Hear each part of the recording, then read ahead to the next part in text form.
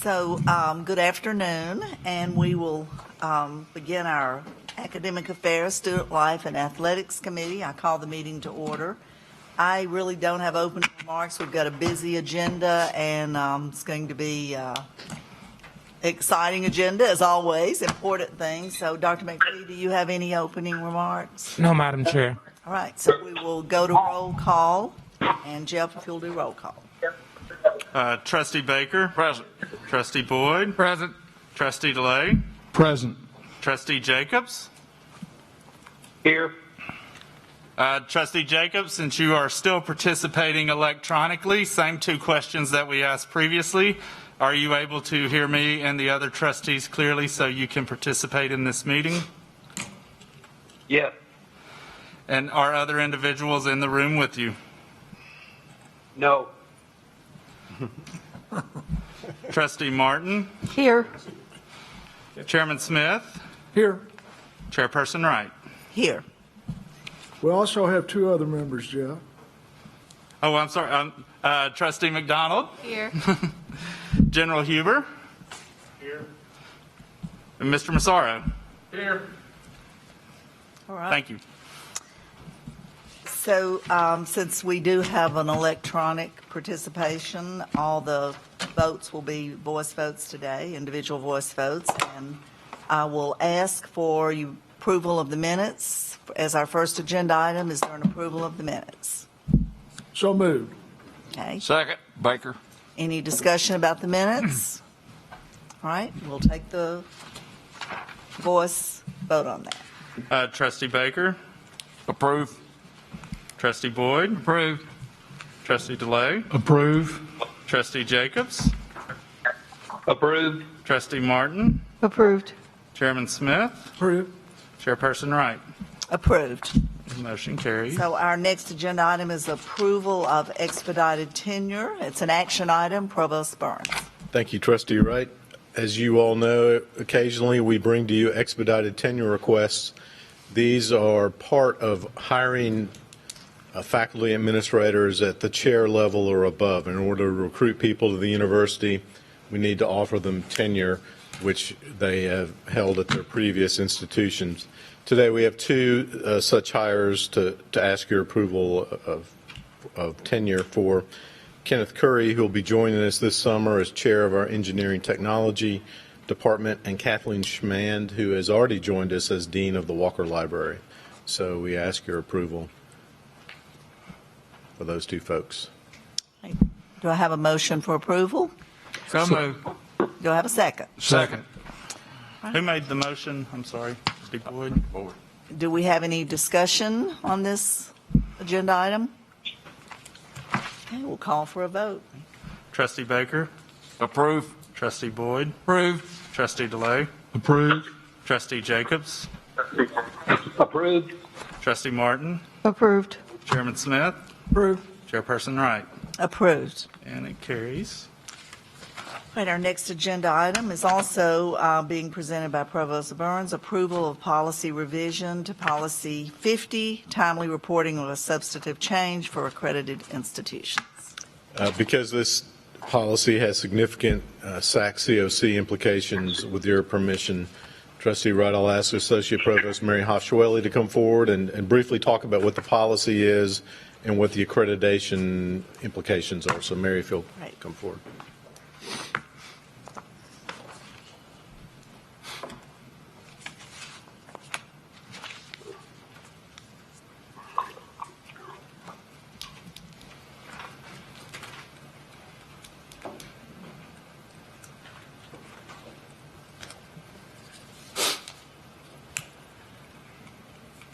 Good afternoon. As an accredited institution of the Southern Association of Colleges and Schools Commission on Colleges, MTSU must have its own institutional substantive change policy in order to meet the requirements of Standard 14.2 of the Principles of Accreditation, and for reporting purposes that not only keep us in compliance with SAC-COC, but also with the U.S. Department of Education, particularly with regard to federal financial aid. So the revisions that I'm bringing to you today through Provost Burns are meant to bring our existing policy into alignment with a revised substantive change policy and procedures of the Southern Association of Colleges and Schools Commission on Colleges. And I'd like to say just a few words to put this in context. A substantive change is defined as a significant modification of the nature or the scope of an accredited institution. The revisions that SAC-COC made to its own policy and procedures were done for the purpose of clarity and also for alignment with new federal regulations that went into effect last summer. And there are a couple measures I just want to point out to you for informational purposes that are in the SAC-COC policy. For example, now under SAC-COC policy and procedures, any institution that is under sanction by the Commission, that is under warning or probation, or under provisional certification for federal financial aid, that institution is subject to substantive change restrictions that restrict our ability or change the approval processes for substantive change. Also, institutions that SAC-COC places on probation or removes from accreditation or that are the subject of certain U.S. Department of Education and federal financial aid actions must complete institutional contingency teach-out plans. Now, those are by no means measures that affect us, but they are very important aspects of the Commission's policy that they want all institutions to be aware of. As for the revised policy that you're considering this afternoon, we have revised that policy's language, like SAC-COC, for clarity. And then in the attachments that we will post for use in implementing our policy, we have aligned those attachments to the changes in the procedures for reporting substantive change. SAC-COC now organizes substantive change into 3 categories: institutional, program, and off-campus and instructional sites. And of particular note there is that our next 2 off-campus instructional sites will have to undergo what they call an extensive review, in which SAC-COC will scrutinize the institution as a whole to determine that we have the capacity to offer a program at that site, as well as a site-specific review of physical, financial resources, the qualifications of faculty, and other kinds of support services. Glad to answer any questions that you might have about our revised policy. Okay, well, that's great information. Thank you. First of all, I'll call for a motion to adopt the approval of the policy revision, Policy 50. So moved. Is there- Second. Okay, and now is there any discussion, questions? All right, we'll take a voice vote. Trustee Baker, Approve. Trustee Boyd, Approved. Trustee DeLay, Approve. Trustee Jacobs, Approved. Trustee Martin, Approved. Chairman Smith, Approve. Chairperson Wright. Approved. And it carries. The motion carries. And our next agenda item is approval of new academic degree programs. There are 3 programs that Provost Burns will present.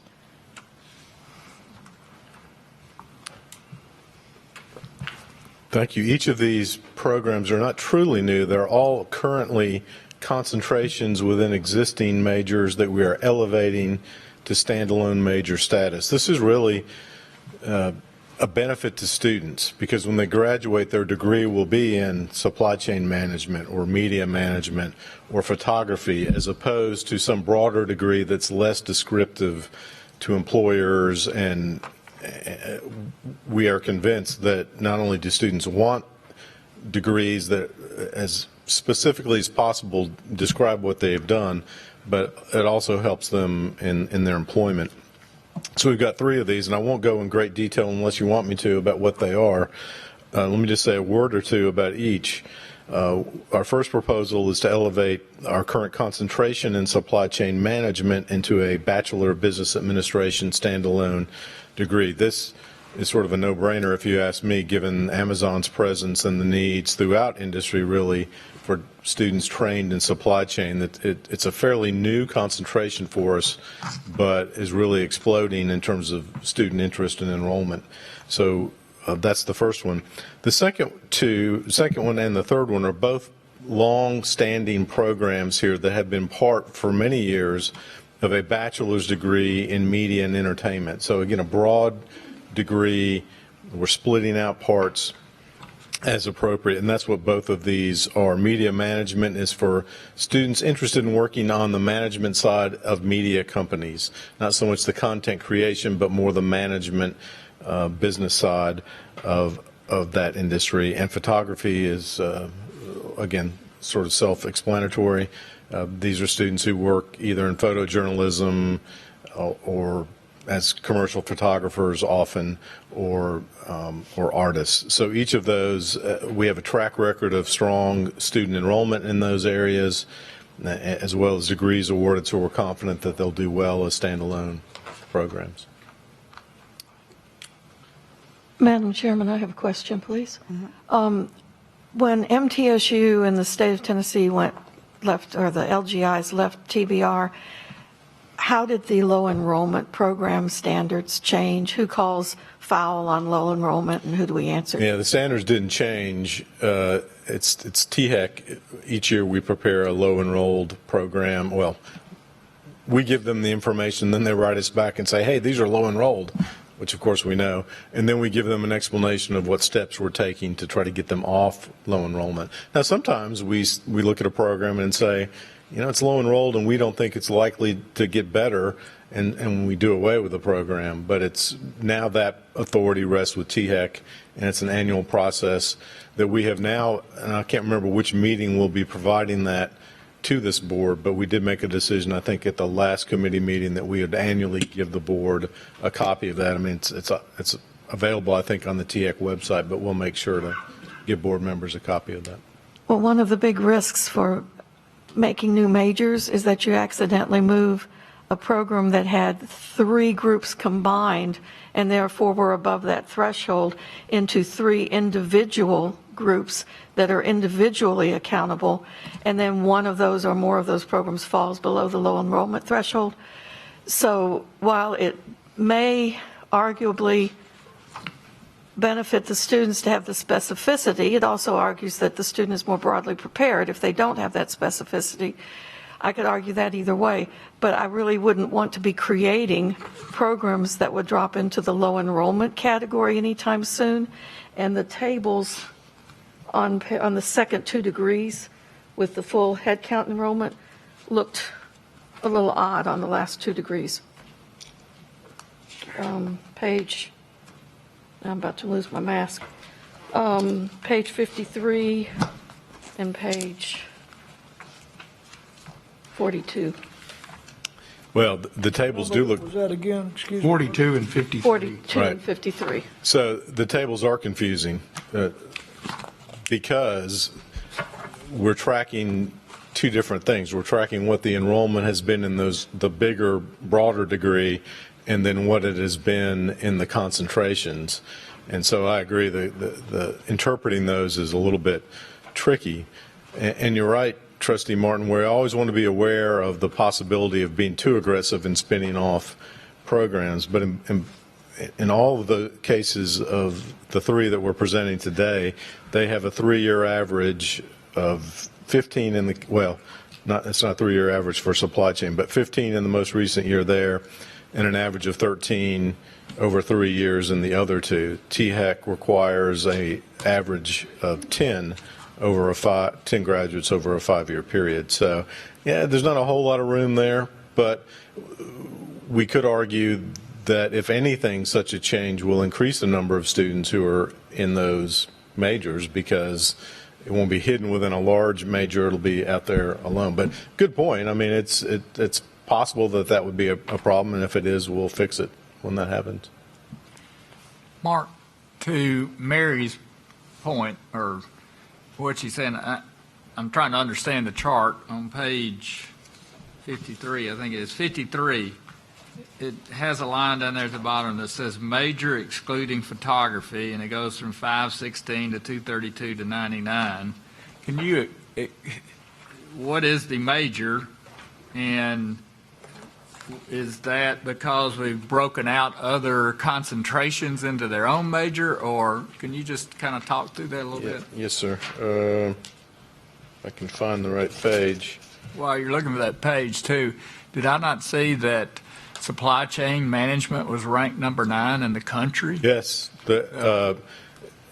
it's a great success story for us. That one I have no worries whatsoever about that it's going to take off. Yeah, congratulations, by the way, on that. That's fantastic. Well, thank you. I mean, we've tried to be really careful of making sure that the degrees we have are leading to employment. Now, that's true for all of our degrees, not just the ones that are explicitly vocational like supply chain, but clearly that's something that we're looking at. So page 53, if you look at that, I don't know what row that would be, the row that has 516 in it, that is showing what the total number of majors were in the overall major, the sort of the conglomeration that included various concentrations. And then to the line or row, sorry, that starts with 61, that would tell you the photography specific. So in that major as a whole, did we really drop from 516 to 99, or have we just broken out other We've broken out other concentrations. That's a good catch, yeah. The same way with the bottom number, too. I mean, 577 to 339. Yes, yeah. Or 155. So what other majors were broken out besides photography?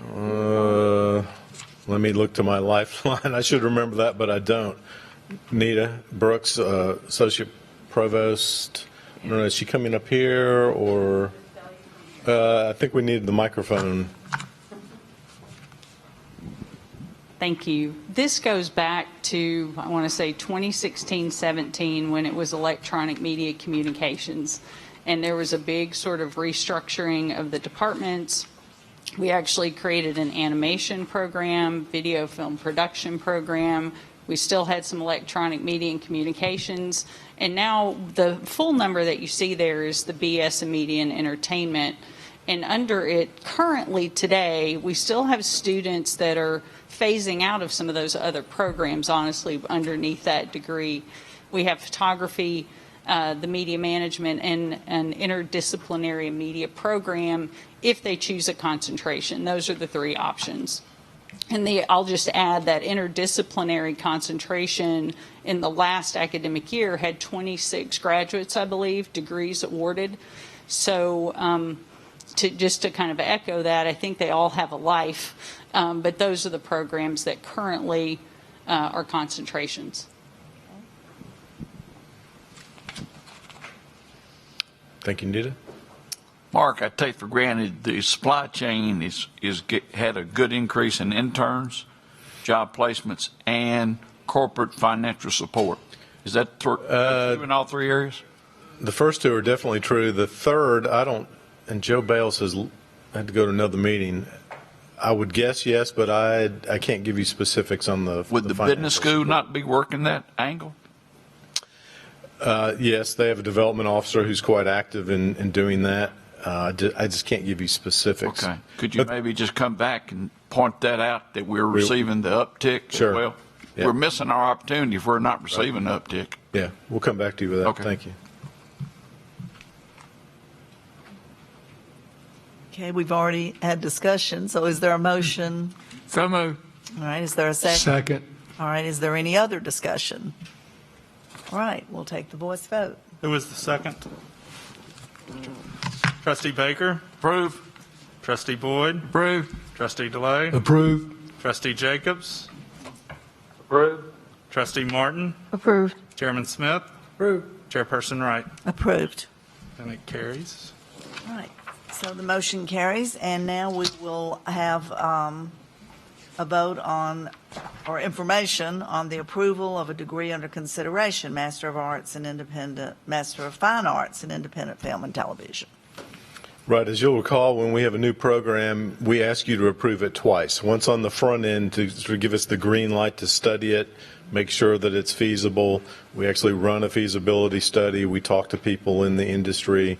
We do all our due diligence, but we don't like to do that until we ask you for permission to go, and that's really what we're doing today. We've not done much other than think about it and have not proceeded to a feasibility study. But this is an MFA in film and television, which is one of our strengths. I mean, I think we all understand that media and entertainment is a premier college for us. This proposal would include tracks in documentary filmmaking, creative producing, and live TV events, sort of like what these folks are doing today. We now have a TV station called True Blue TV, and there's all sorts of reasons that this makes sense.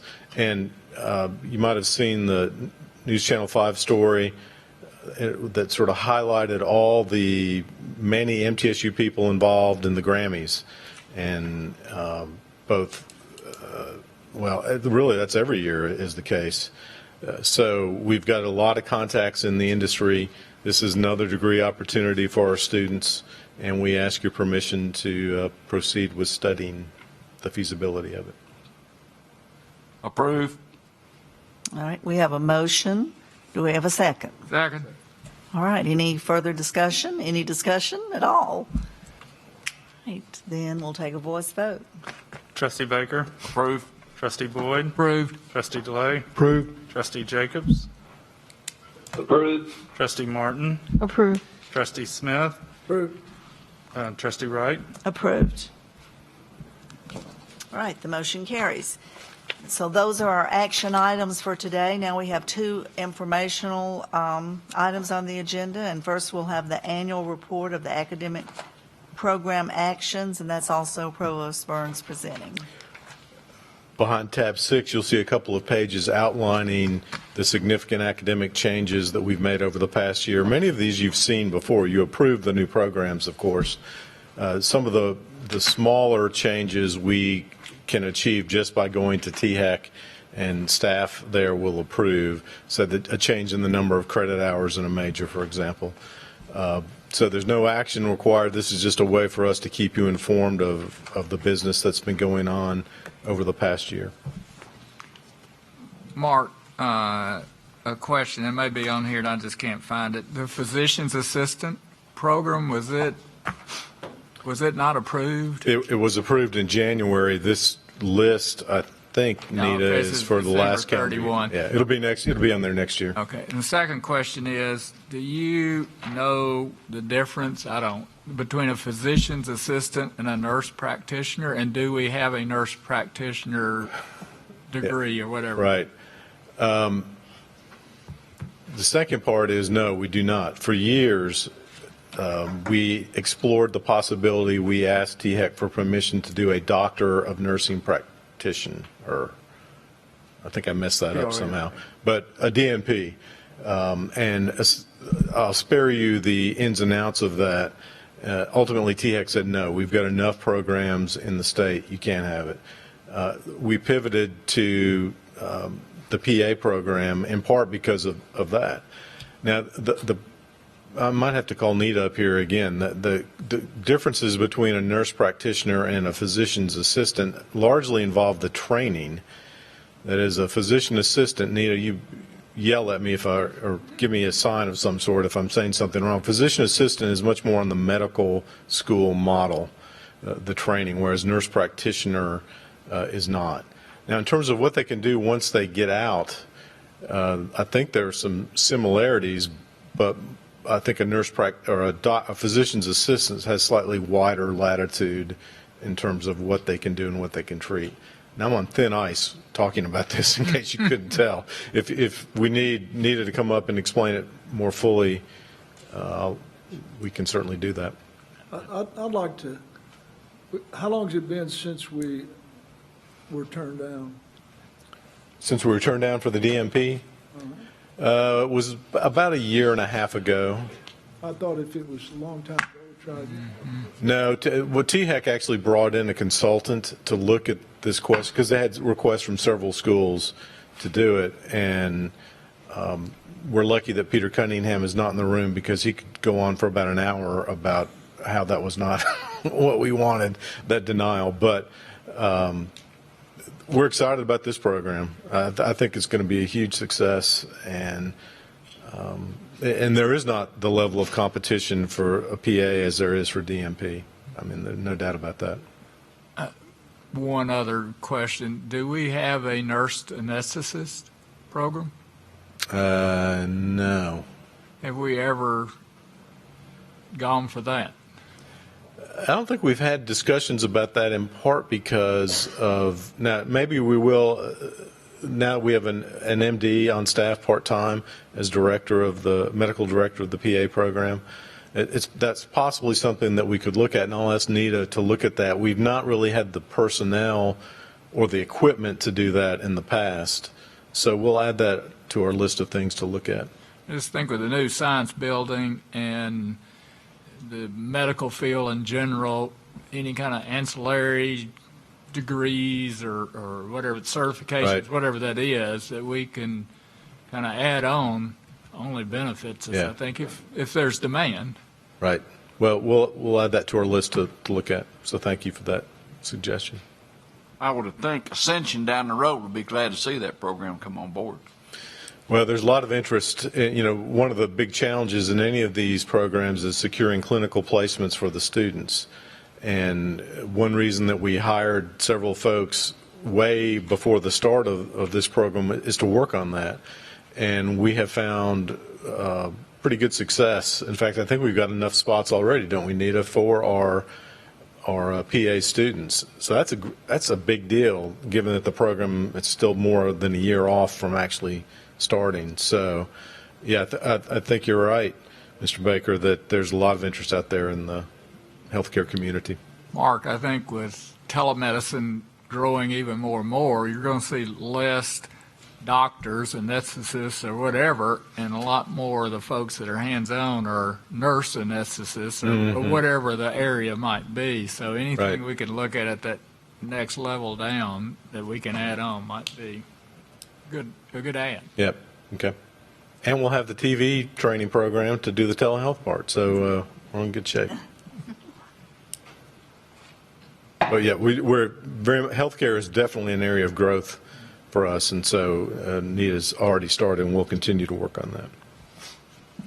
All right, any more discussion on the academic program actions? Then we'll move to our last scheduled agenda item, and I think Vice Chairman Freeman asked us to put this on the agenda, and it is about Achievement Gaps Initiative, and Provost Burns and Rick Sluter will also be talking about Right.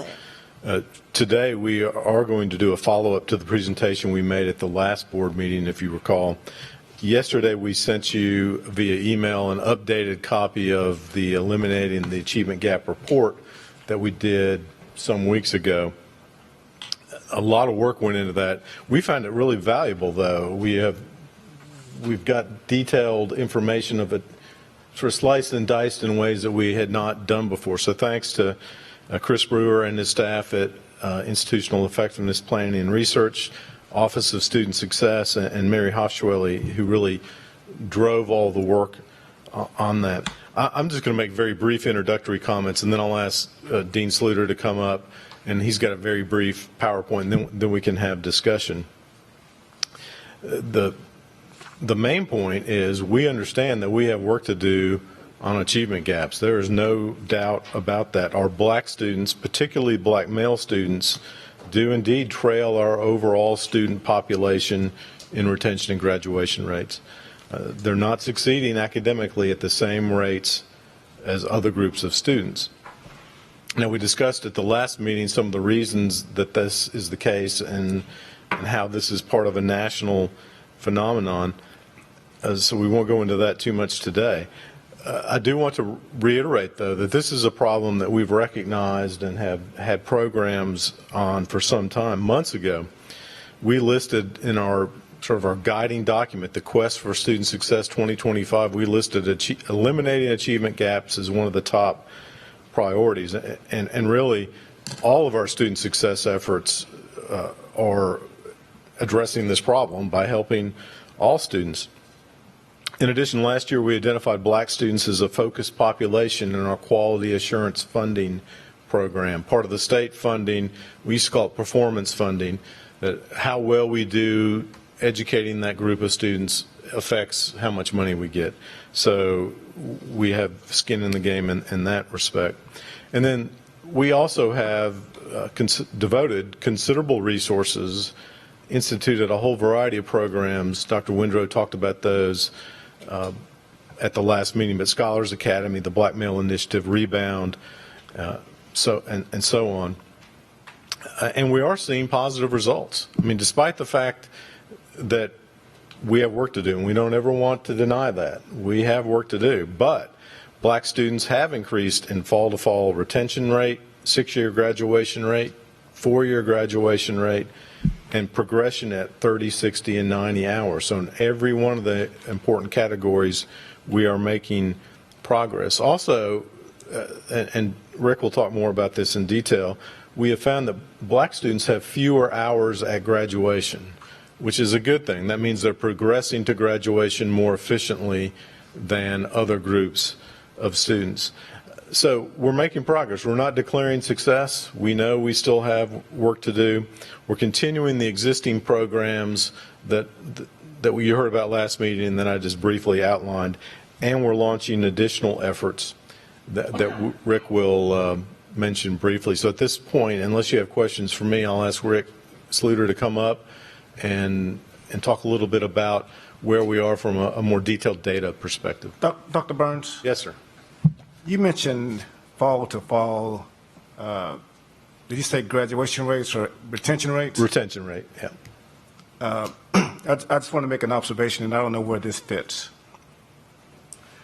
But since 2016, according to the data that you sent us last evening, the number of African American students has been going down from 12 to 5 to 7 to 5 to 13%. This is, you sent this last night. Right. Page 10. Oh, thank you. And so that says to me that the number of black students, the black student population is on the decline. When I look at black males versus the white population, I just wanted to make that observation. Of course, if the first column or row there shows that compared to fall 2014, we're down in all student groups. You know what I'm saying? But the percentages are higher. For example, for the white male is down 0% in 2020, and for the black male it's down 13%. It's Yeah. page 10. Yes, sir. So I don't want to have a meeting. I mean, I want to put the data out there because it's important for us to have the data out there so that we can make data-based decisions. And so I really get that we've got work to do. I just want to see it done. Because people's lives, the ability for them to live the American dream is at stake by what we do in this room and what we say and what we don't say. It's important. I agree 100%. And that's really one of the things that I love about MTSU is our mission. We transform students' lives in a way that other types of institutions, because of who they attract, maybe don't. So we are totally on board with that sentiment. And there's really nobody who loves to talk about data and how it reflects what we're doing academically than Rick Sluter. He's behind you. Okay. He's hiding behind you. For a moment, I was worried he had left the room. But, Rick, anything else? Any other questions, or shall I turn it over to Rick? That would be great. Okay.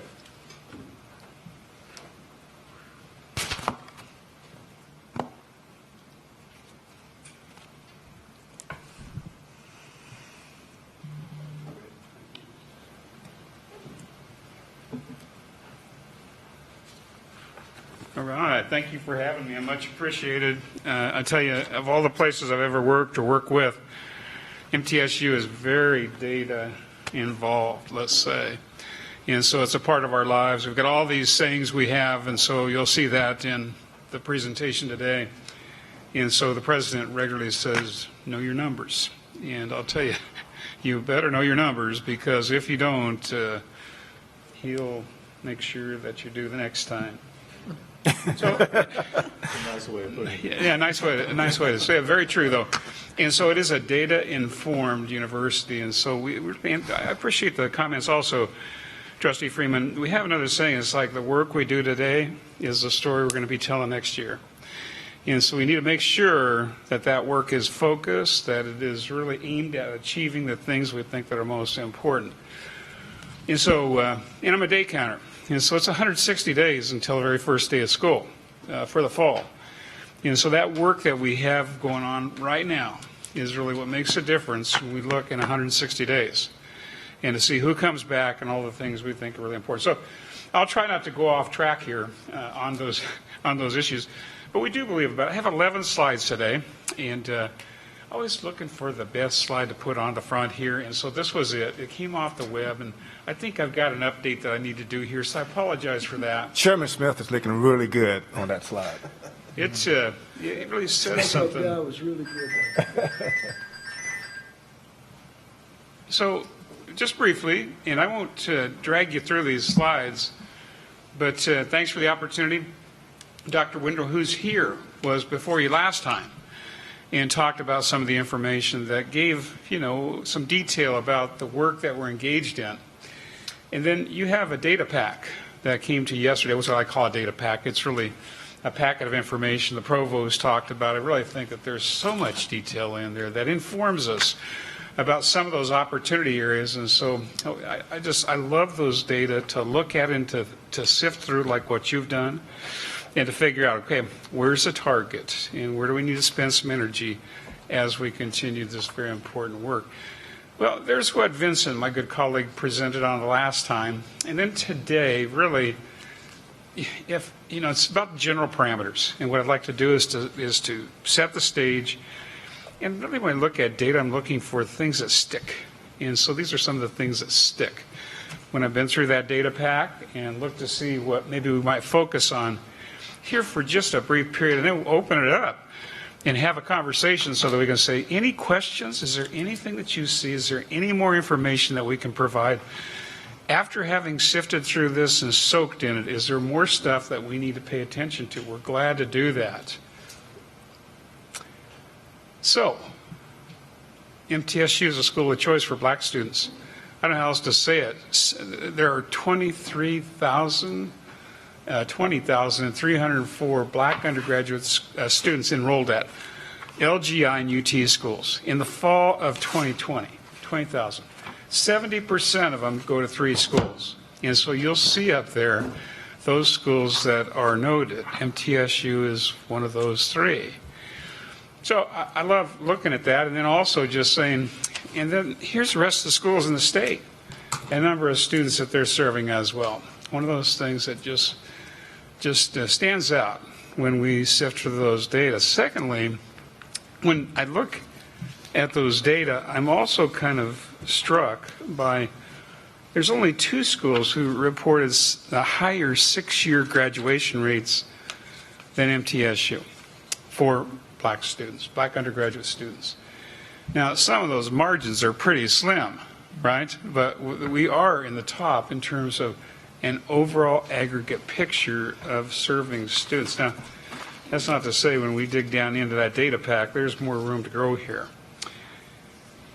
Also, like just to talk for a second, I try to put this graph up anytime I speak before a group, and so it's one of my favorite line graphs, right?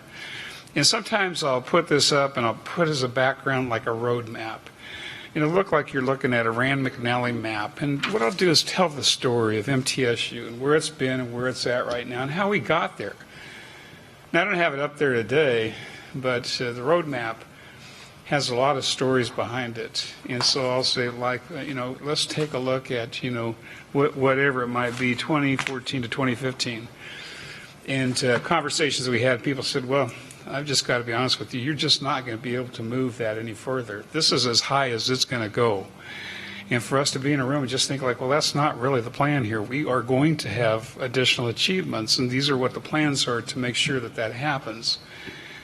So as part of the story of the work that's gone on, and it's reflected in one way, we've got, multiple measures we're looking at all the time and reporting weekly in most cases about what our status is.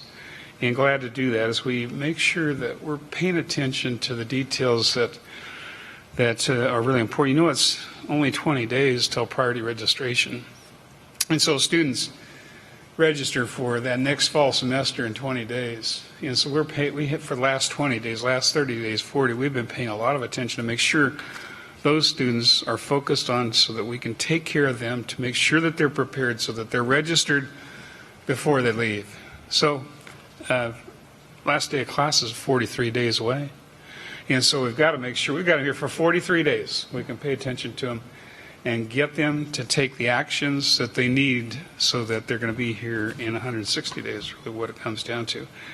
So we tell the story with these graphs. And here's the second one. I won't just, bring up 100 of these things, but that second graph is really undergraduate retention 6-year, full-time students for black students and for white students. And so it tells the story. The gap's been there for a long time. At a couple of points, it's been counter-cyclical. White student retention, completion has gone down a little bit. Black student has gone up. But basically, there is the gap. And that's the gap we're paying attention to make sure that that thing is really eliminated. There is no gap. What's the goal?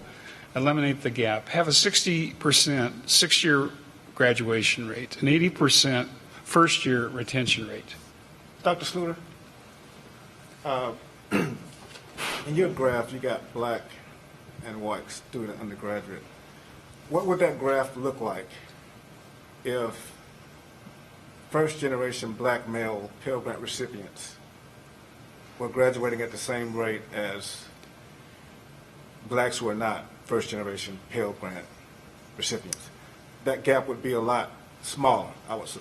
It would, and I think in that data pack, you'll look and it'll say, if there was equity in these rates, here's what the overall rate would be.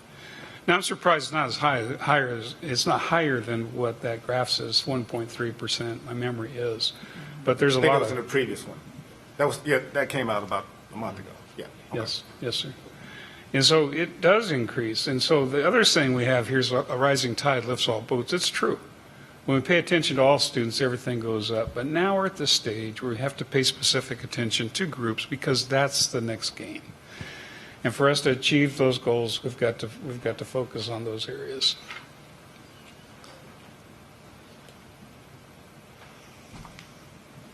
There's 6-year graduation rate, all undergraduate, full-time students. And so there's a story right there, right, in terms of moving that almost 10 percentage points. And that is, the goal. We're really aiming at 60 as where we want to head. And then, of course, I'm talking ahead of myself. Here's the 6-year graduation rate for black and white students full-time. And, of course, it shows the gap in terms of where we want to be. We picked 6 years to focus on this presentation because that's what THEC focuses on. And it's really where, in my estimation, where the most valid assessment occurs. And 4 years is important, 6 years is really what tells the story given the nature of our students. Dr. Sluter, I understand the 6-year focus.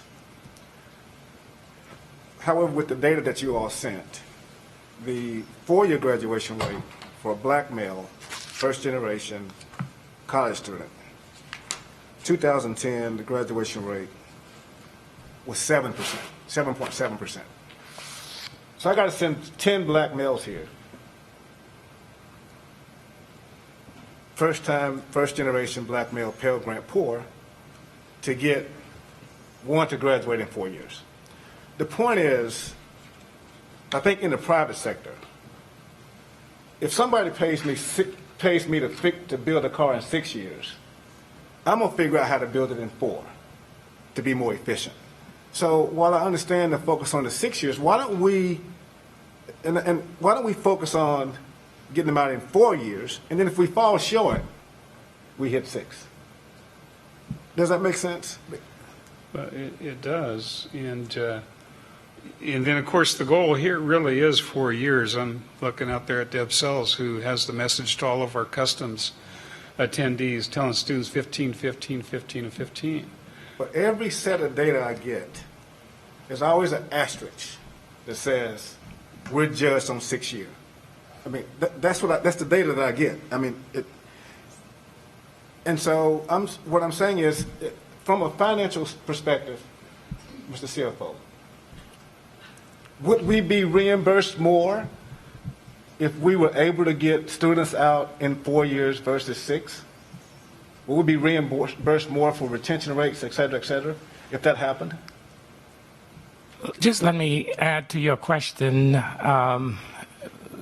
Those of us know that we have been working on that for you. We actually had a program, Vice Chairman Freeman, where we said graduate in full and earn more. And we put incentives in there to say if you come and graduate in 4 years, any tuition increase between your freshman year and when that 4 years you graduate, we will return those increase as an incentive. So no one is disagreeing with you that obviously we'd like to have them graduate in 2 years, in 3 years. However, our funding, and that doesn't mean we're not focusing on 4 year, but our funding, like all the other institutions, and what the government, the federal government, evaluate the university and the state is on 6. Let me repeat, that doesn't mean that we're not working toward getting students out as quickly as possible. And I guess what I'm saying is that and even in the 4 years, so there's a huge disparity in the 6, even greater disparity in the 4. And so 4 year Pell eligible first generation black male undergraduate student, chance of graduating in 4 years is 10%. For full-time white, it's 40%. That's 4 times the rate. I mean, I don't know, you should know how bad that is. That when a black kid comes to this school and a white kid comes to this school, the white student has a better chance of graduating. And this is 2021. This ain't 1960. This is 2021. And I understand, I want to applaud the staff. I want to applaud you, Dr. McPhee, and your team for the effort of moving this needle. But I also want you to know that we're not just talking about percentages. We're talking about people. We're talking about people's lives. And so I wake up every day and go to bed every night thinking about this. Because MTSU in 1983 let a poor black kid come here, and it changed my life. And until I see equity here, every meeting I come to, this is what I'll be talking about. I appreciate the conversations about physician's assistants and all those things. But we got a segment of our population that needs our help, and it needs our voice.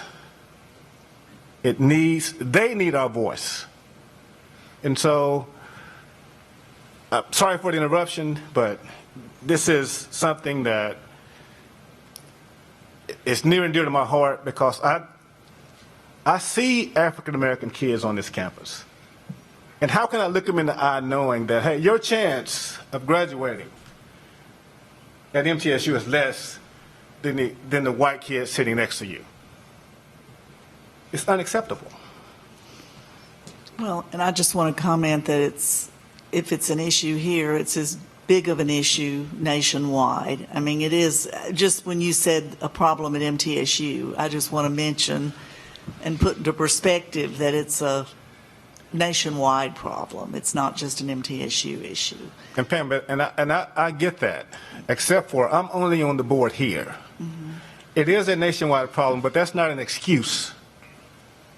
I'm on the board here. I'm not on the board at TSU, UT Knoxville, Tennessee Tech. I'm not on the board at Austin Peay. I'm on the board here.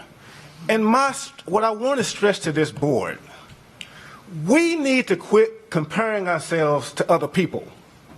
We need to be number one. We don't need to keep saying, oh yeah, but we're number 3 out of this and 2 out of that, and only somebody's better than us. We need to be number 1. Period. That's what we need to be. We don't need to be comparing ourselves to UT. We don't need to be comparing ourselves to anybody. They're not doing a good job. We need to be number 1. And quit comparing ourselves with anybody else. The girls' basketball team is number 1. We need to be number 1, and we can be. So, Darrell, I have a question. You made the statement that the black kid has less of a chance than the white kid. To graduate from MTSU. To graduate. 4 years, yes. To graduate in 4 years. So, this may not be a question you directly, so. Yeah, you might want to ask the experts. What do we do to correct that? I'm not necessarily agreeing with your supposition that it's less of a chance. They may have the same chance, but they're not achieving it. So how do we achieve the same? No, it's right. The data's right here. I know what the data says, but you're saying it's less of a chance. It may not be less of a chance, it's a less of a result. So it's a difference in a chance and a result. So what I want to know is, what do we do to achieve the result? I'm going to let Dr. Sluter finish, and I'll get to that. But the data says that a black kid that comes to school here has a 10% chance of graduating in 4 years. A white kid has a 40% chance. I don't care. It says that's how many's graduating. It doesn't say anything about chances. They may have the exact same chance. It may be it's a lower percentage. That's why I'm trying to make a distinction. Is there a difference in results? Yes, there chances? is. Okay, there is. so what's the difference? The difference is, if I send 10 African-American kids here. You're talking about results. I'm talking about chance. Why makes the results different? Why are they different? That's what I'm trying to get to. Yeah, I think that's the question for the experts. Okay. Yeah. Well, Tom, I think your point is there are a lot of factors that are into play when they come here that it's hard to overcome. I mean, it's just hard to overcome, and that's. And I want to say this, when I came here, I was a first-generation college student. Neither of my parents graduated from high school. It's a lot of factors to overcome. But if you take a student's money, the chances should be equal for them to walk across that stage. If I pay my tuition, like the kid next to me, Chairman, our chances of graduating, regardless if I grew up in Belle Meade or at 1911 Jackson Street, our opportunities should be the same. Otherwise, don't take my money. Don't take my money and then tell me, oh, there's a whole bunch of things that's against you. No, tell that student we can't come here. Now, if you're going to take their money and have them, and they come here, and you realize that there are some deficiencies, you need to pour in some resources. And there's one school, Georgia State, that we have visited 7 years ago or 6 years ago that has removed the inequities, where blacks and whites graduate at the same rate. And I think, Dr. Sluter, is it Dr. Frennick? Tim Rennick. Dr. Rennick? A good colleague. They've done that. Well, I do, Madam Chair. Yes. I think it's really important to note that we don't skip over the fact that, yes, we all know we need to improve, but we have evidence that we put resources. So I don't want a message to be left that somehow MTSU is just sitting here and not making an effort to address those issues. I give an example of the Scholars Academy. We didn't get any funds from the state. We invested each year $500,000 in that program to address part of the issues that you're talking about. So we all agree we need to do better. We all agree that we need to be more focused. But I just don't want the final message somehow is that we are taking students' money and we have no interest in their success or we're not doing anything. We are. Do we need to do better? Absolutely. And we're not comparing ourselves with anybody else. We're looking at what's happening at MTSU. And it's a struggle. We'll continue to have that struggle. We have achieving the closing that gap in our strategic plan, Quest for Student Success. So we will continue to work on it. And if I might add, Trustee Freeman, I think it's important to get a measure of instrument that matches what you're trying to measure. To get a what? It's important to get an instrument to match what you're trying to measure. You don't use a thermometer to measure volume.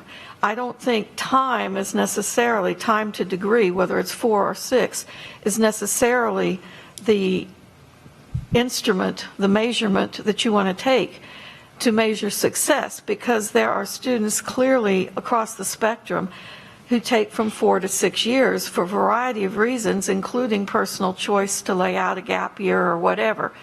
So I think what MTSU has the right to be very proud of, which Dr. McPhee is referencing, is that we have all the structures in place. We have added money in different locations to help, like in a pipeline, to help keep the volume of fluid from stalling out. You put fans and engines in there to speed it back up, to maintain the flow through the pipeline. If you think of students as moving through the university, we try to locate places where things bog down and put energy into that point to speed everybody, and including the ones that are bogging down. So I don't think that the structure is the only answer, and I don't know that time is the measurement that we want to measure. And I would argue that at the end of the process, we should also look at, can they perform and comprehend and discuss and converse and be as knowledgeable as can all of that group of people at the end of their time at MTSU be equivalently knowledgeable. And I'm far more, as a faculty member, I want everybody to get done in 4 years, but I realize that if I get a student that has taken a digression for whatever reason, voluntary or involuntary, I still work with them. The structure is still there for them to finish. The impetus and the resources to push them faster into that fast lane again is still there. And Dr. Morton, I didn't pick the instrument, the measurement. It came with the presentation. I didn't pick it. And the reason we do 6 years is because that's the only way we can get data, because we collect our own 4-year data, but we can't get anybody else's data in 4 years. Well, actually, I got THEC's data from THEC. It's 4 years. I got on all the institutions across the state. I've been working with THEC on this matter for about 6 months now. They have 4-year data on every school in Tennessee, every university, every community college, and every TCAP. They got the data. And so, Dr. McPhee, I want to apologize to you. I am not saying MTSU is not putting in the effort. I'm not saying that. MTS is putting in the effort, but we need more effort. Where I'm from in business, I never got paid for effort. Got paid for results. I didn't grow up in an academic setting. My payroll was on Friday, and it was $1 million, which it was. I couldn't on Friday say to them, you're not going to get paid, but I put in some effort. I'm looking for results. I appreciate the effort. I really appreciate all this university has done for thousands of students who have come through these doors, black and white. But we can do more. And Dr. Sloot, I'm so sorry for interrupting you, but I And do guarantee you you, have- I got 17 pages of notes. Dr. Sluter, do you have other slides that you want? I do. I think I've got like 2 or 3, Okay. and then I'm done. I'm happy to Let's have you engage finish, in the please. conversation. I appreciate it so much in terms of the work that we're responsible for. I think about this every day. Me too, man. And every night, and I work on it. That's really the work that I was brought here to accomplish. And so a lot of these things strike me as you were talking, as the conversation occurred. One is the old saying is like students need to be college ready. The new saying is like colleges need to be student ready. Yes. And so that's our aim, to make sure that we can support those students with advising, tutoring, supplemental instruction, all the things that are really important in this very important work. And then secondly, I'd say the vision for student success at MTSU has been crafted over the last 6 years, is to be a national thought, practice, and results leader. We lead with that all the time. And so it's been the case that like what you say, a difference made and lives changed. That's what it's about. And so unless you can produce the result, it really is just a lot of motion. And so I appreciate the look at the data and to take a look at where we're at. Just a couple of final slides here, and then be glad to take a look at any information or have a conversation about any of the things that we're discussing. It's so important. We're surprised in the data sometimes at looking at this information. This is one where we take a look, and so we haven't looked at this in a while. What's the average earned hours at graduation? 5 years ago, nationwide, it was 160 that students graduated with. You'd say it takes 120. Where's those extra 40? And so I was quite surprised to see this. It's 131.2 for black males here at MTSU. And so like all good data invites more questions than what it answers. And so we're looking for more information. How far back did that start? What was it 5 years ago? Where are we at? What's going on with these students? Where can we focus laser-like to improve that rate? Time to degree, enrolled terms to degree, and months to degree also stand out here. This is this operation, sometimes like, a battleship, and people would say it can't turn on a dime. I don't believe that. And I do believe when you're in alignment with everything that you're doing, all the planning that goes into this work, West 2025, the revision of Gen Ed is right in there with the same principles that we're talking about with improving student outcomes. And then, of course, along with our academic master plan. So I put these up and say it's just not an isolated type of initiative. We got a few people in office who are talking about this a lot, trying to make a lot of noise in doing these things. This is an institutional commitment that you really don't see by chance. It is when it is lined up like this that something is going on, and it does show some of the outcomes that you're looking at there. And then a few of the specifics that are there. I won't read them to you, but most recently, we learned last week, Thursday or Friday, that we've been selected as one of 14 institutions by the APLU. It's a Gates-funded initiative. They put up $20 million 2 years ago, and $2 million went to the APLU to focus specifically on diversity, equity, and inclusion, and producing different outcomes. And so we're one of those 14 institutions nationwide that was just picked. The press release hasn't gone out. And the focus in that work is to do exactly what we've been doing, and yet to bring the best and the brightest, the lead consultants and other folks to engage in this activity that we know works and is important to what we do. So that's slide 11. And I do want to say I appreciate the opportunity to have the discussion. Nothing's more important than this work. And so I've talked with Mark several times, and I go, you want to be working in a place where the president says this is number one. And you want to be working in a place where the board says this is number one. And so I appreciate being in that place. Thank you. So it sounds like everybody has the same goal. It's how to get there. And my suggestion is, I mean, we've already had some discussion. If we can have a few more minutes for discussion, but the other possibility would be, Daryl, I'm sure you've been working on this a long time. You have great ideas. If you want to take those to the administration or to elaborate on some of the programs that are already in place. I mean, Dr. McPhee mentioned scholars. We've got the Rebound program. I believe we presented last time that 50 new counselors had been hired. I don't know if those are already in place.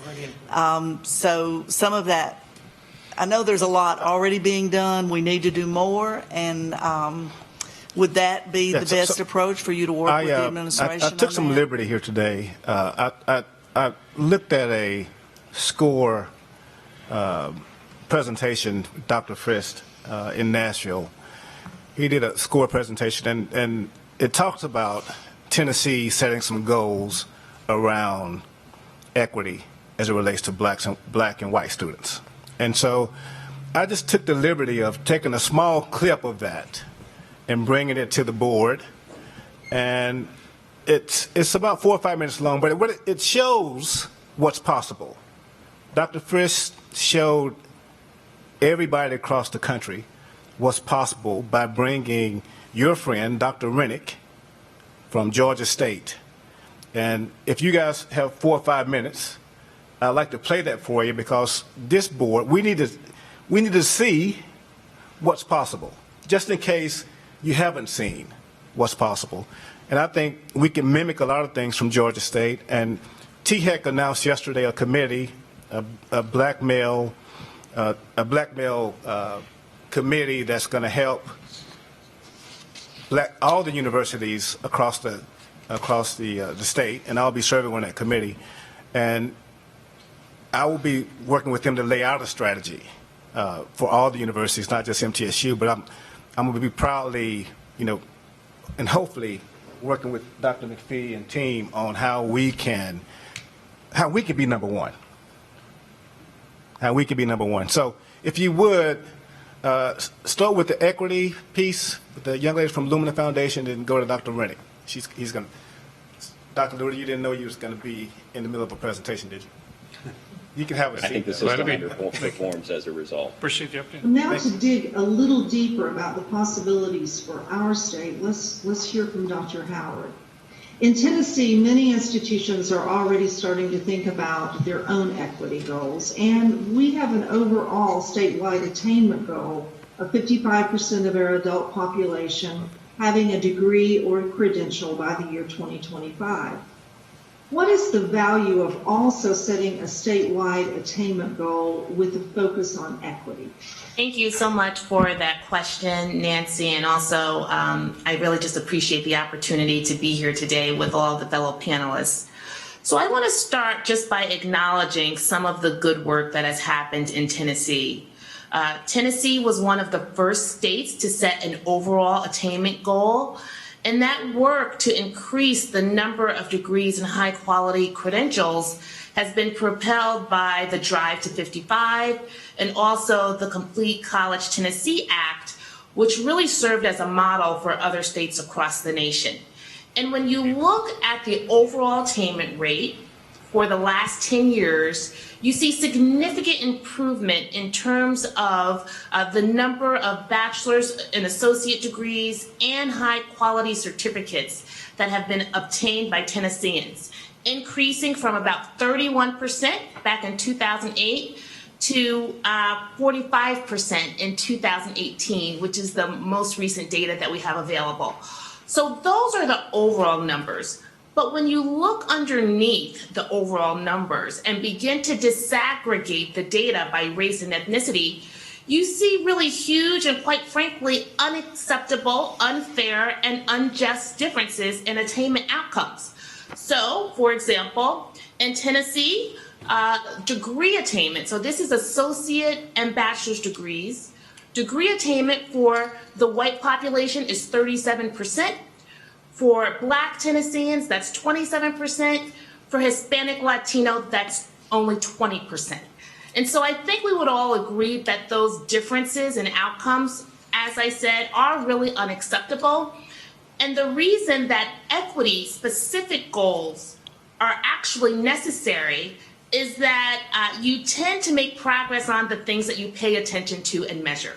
And so the state has made great progress on the overall attainment goal, but now it's time for the state to dig a little deeper, to set some equity-specific goals, and to also then develop specific strategies for meeting those goals for the equity population. Because I think that we would not be happy, the state of Tennessee and its residents would not be pleased if you met your 55% attainment goal, but actually increased inequities by different groups. And so that's why it's really important at this point to think about equity-focused goals that would best serve your equity populations.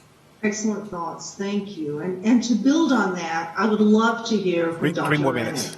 At Georgia State University's data-driven approach to leveling the playing field for students from all backgrounds has made that university a national leader in student success initiatives. Please describe some of those key efforts implemented during your time as a senior leader at Georgia State that are distinct in helping to build that record of success.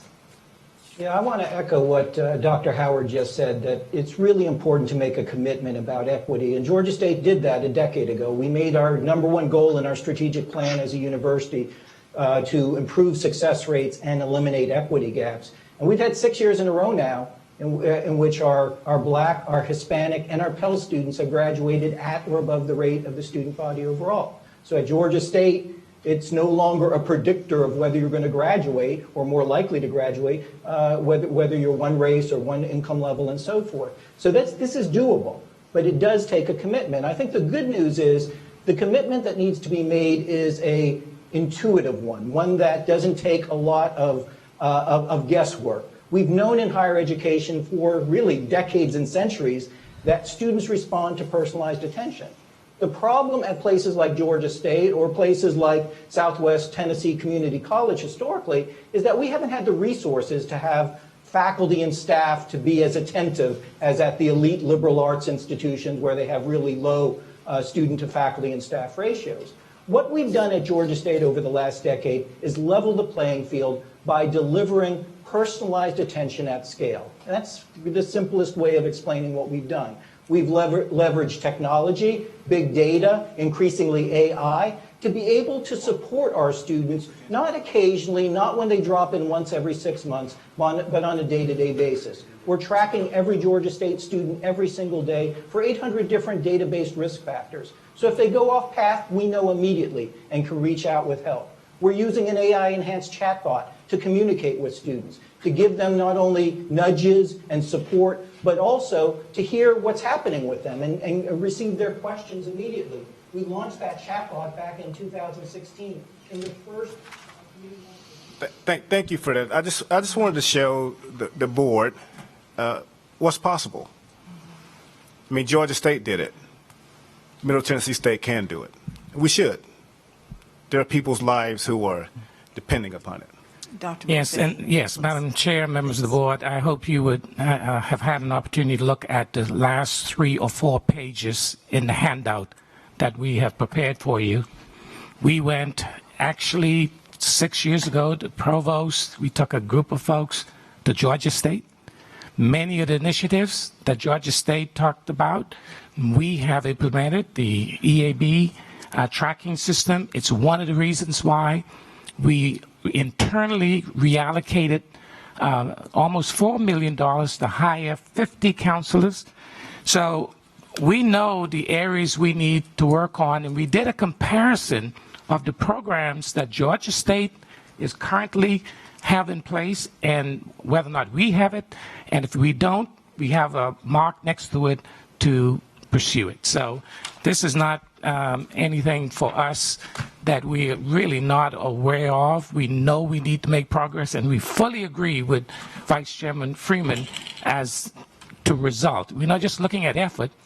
Effort is important to get result, but our focus is on result. So when you have some time, just take a look at these 3 or 4 pages, because it lists everything that Georgia State is doing, and it also lists how MTSU matches up. And we will continue to work to improve and get to where all of us want to be. Okay. Dr. McPhee. I'm sorry. Dr. McPhee, I have a question, but I want to thank Darrell for his passion and his desire and so forth, but I don't want to walk away here. This word chance bothers me a lot, and it implies that the white student, that we're giving more resources, more something when they walk in the door at MTSU than we are black students. If that's the case, then we're doing something wrong. So could you speak to, are there more resources applied somehow? Trustee Board, that was not my insinuation. And I'm sorry for not having the vocabulary to come up with another word other than chance. That is not what I was insinuating.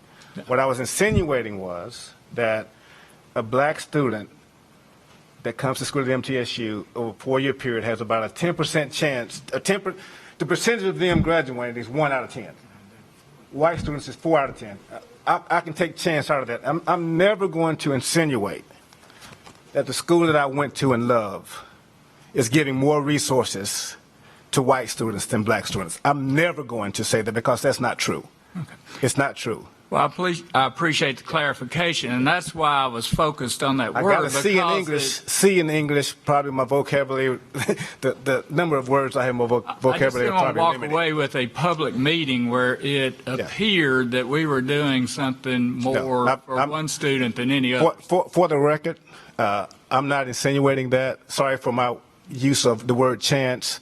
I'm going to have to go back and go to the Webster's Dictionary and find some synonyms, if you will. Yes, Well, Chairman Smith. The challenge is now we recognize the challenge is to come up with what we do to make it better.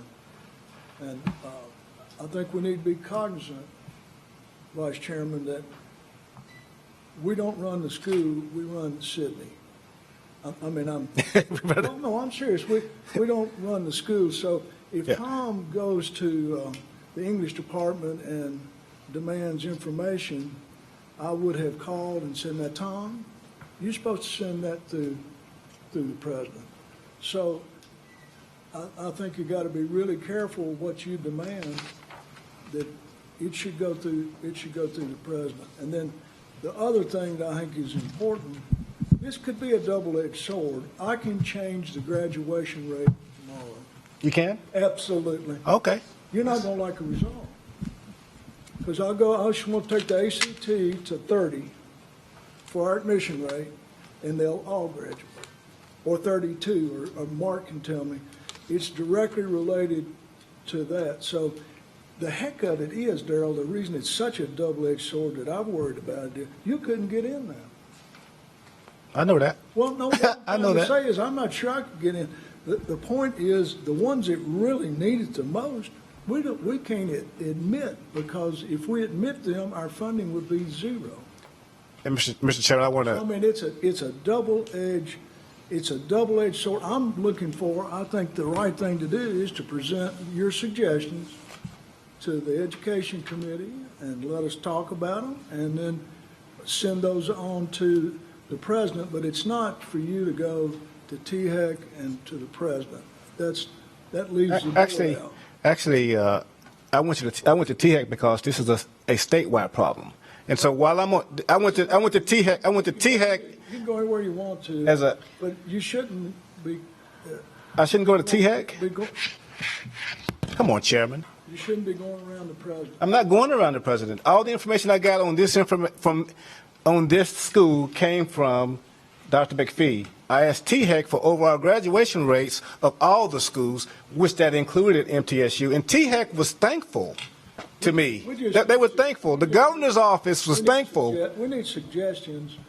We now know the data, and we can change the data, but we may not like the way it looks. Mr. Chairman, we were on this board 3 years. I went back and looked at every agenda item, every agenda. I went back and looked at every agenda for the Academic Affairs Committee since 2017. Black male graduation rate was never on the agenda. Why didn't you put it on? Well, and Because I have didn't know the invited data. For agenda. I didn't know the data until I asked for it. Data either. Yeah. Yeah, I did ask for the data. I got it. Okay. That's why you got But it. what I'm trying to say is anything you want on the agenda, Well, within but- some reason, the chairman had, I don't know of one committee chairman that's turned down one request for an agenda item.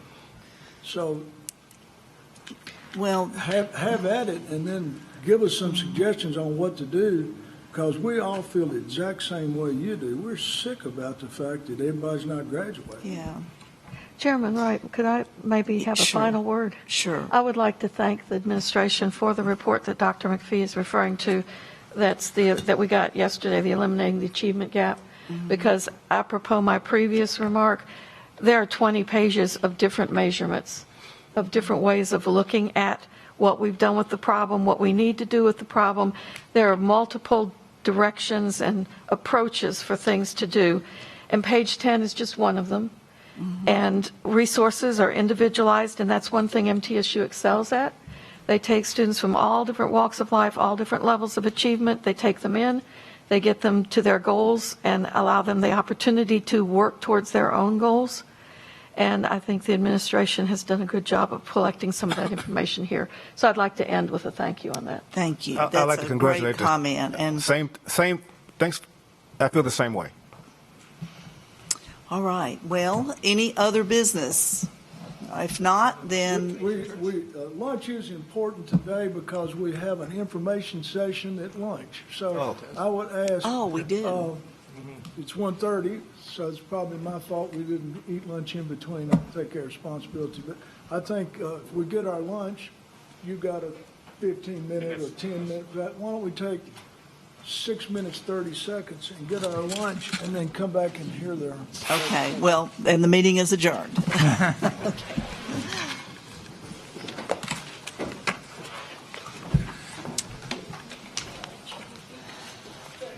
Thank you for your time, Mr. Chairman.